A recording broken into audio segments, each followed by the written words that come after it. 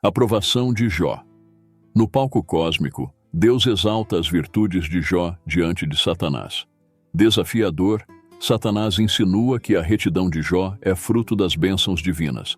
Deus então permite que Satanás submeta Jó a provações, mas proíbe que lhe tire a vida.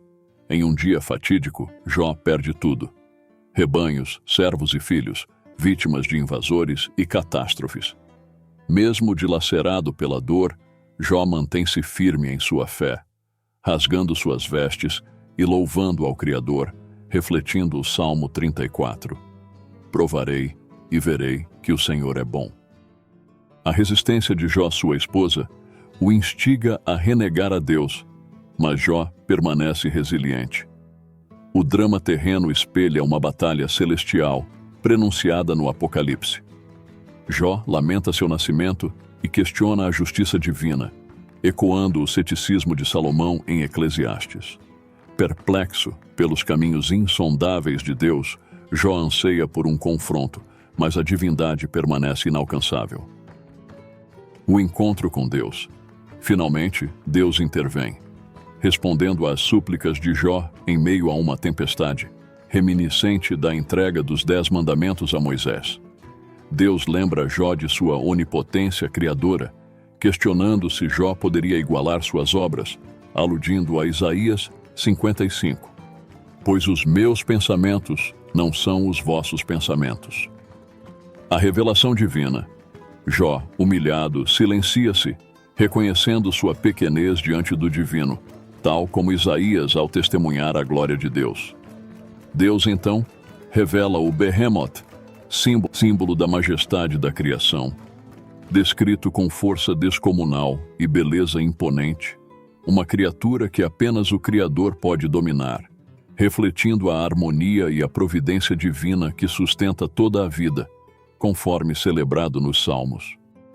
Esta versão busca capturar a essência do texto original, adicionando um tom mais dramático e poético, ressaltando a jornada espiritual de Jó e a magnificência da criação divina. Nas águas profundas, sob a sombra dos salgueiros, repousa o Leviatã, majestoso sobre os leitos de lótus. Mesmo quando os rios transbordam, ele permanece imperturbável, símbolo da confiança e poder que Deus semeou em suas criaturas. Antes, o mistério da fauna era o foco, mas agora a narrativa se eleva para a magnificência das obras divinas, destacando a grandiosidade do Criador e a incompreensibilidade de suas obras, um tema recorrente nos Salmos e Provérbios. O termo hebraico Leviatã sugere um significado aumentativo, como grande besta. O Evangelho de João 1,3 reforça que tudo foi feito por Deus, e sem ele, nada do que foi feito existiria. Essa afirmação ressoa com o Gênesis, onde Deus criou os céus e a terra, e o Espírito de Deus pairava sobre as águas. A Trindade cristã, Pai, Filho e Espírito Santo, está intrinsecamente envolvida na criação. Quanto à identidade do Leviatã, as teorias variam. Alguns sugerem que poderia ser um hipopótamo, conhecido nos tempos bíblicos e temido por sua grandeza e periculosidade. Outros acreditam que poderia ser um elefante, embora essa teoria enfrente críticas, especialmente porque o livro de Jó descreve o Leviatã com uma cauda grande e flexível, algo não característico dos elefantes. Esta reescrita busca capturar a essência da passagem original, mantendo a reverência e a admiração pelas obras de Deus, ao mesmo tempo que oferece uma narrativa mais dinâmica e visualmente rica.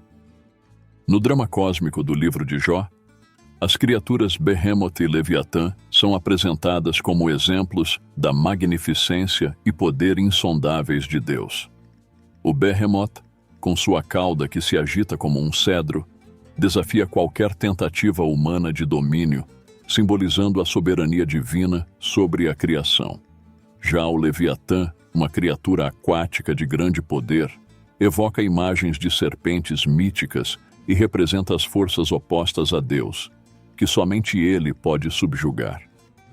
Através dessas figuras majestosas, o texto bíblico ressalta a humildade necessária diante do Criador e a pequenez do homem, perante as maravilhas da criação.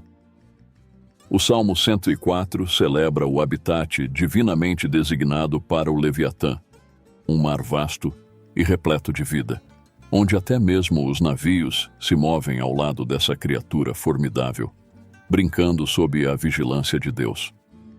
Em tempos de crise, como observado por Billy Graham, todos buscam refúgio em Deus e são levados à humildade.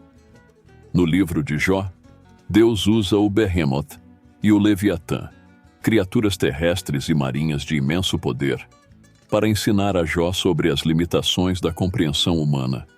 Jó, confrontado com a grandiosidade divina, reconhece sua presunção e se arrepende, restabelecendo sua relação com Deus.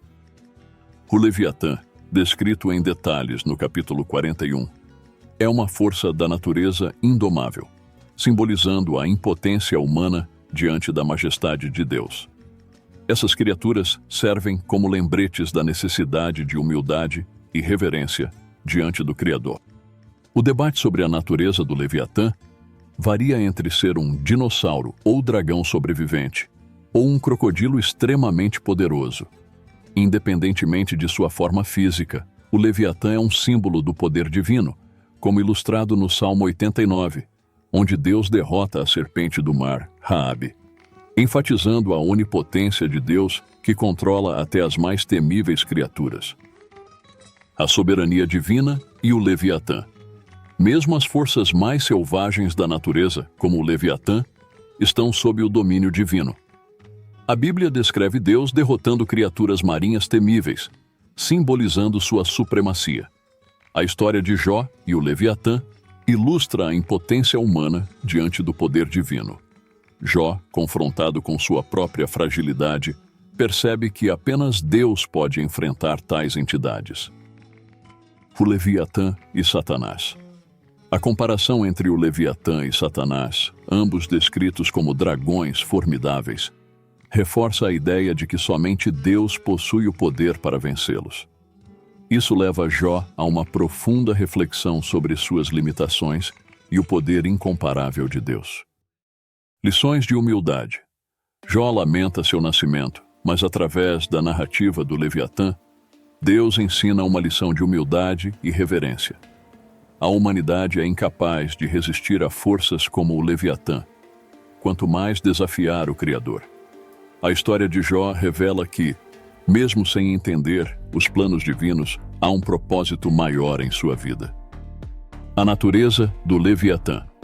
Comentários bíblicos divergem sobre a natureza do Leviatã, mas a descrição sugere um réptil marinho gigantesco. A existência do Leviatã, uma criatura formidável criada por Deus, questiona a razão pela qual os humanos tentariam competir com o Todo-Poderoso. Restauração de Jó. No final, Jó é restaurado em saúde, família e riqueza. Sem conhecer os eventos celestiais, ele aprende a confiar em Deus, cujos motivos transcendem o entendimento humano. A Bíblia nos ensina a reconhecer a bondade divina em toda a criação. A narrativa bíblica nos apresenta uma tapeçaria de eventos, onde criaturas, tanto simbólicas quanto literais, glorificam a Deus e cumprem seus propósitos divinos. Isaías nos lembra que Deus é a fonte de toda a vida, prometendo água no deserto para seu povo escolhido. Jó nos convida a aprender com a natureza, destacando que o bem e o mal são distribuídos pela mão do Senhor, uma afirmação da soberania divina. Romanos nos diz que os atributos invisíveis de Deus, como seu poder eterno, são visíveis na criação, deixando a humanidade sem desculpas. A história de Jó não é apenas sobre sofrimento humano, mas também sobre a soberania de Deus, a operação misteriosa de sua vontade e a glória que ele compartilha com os fiéis.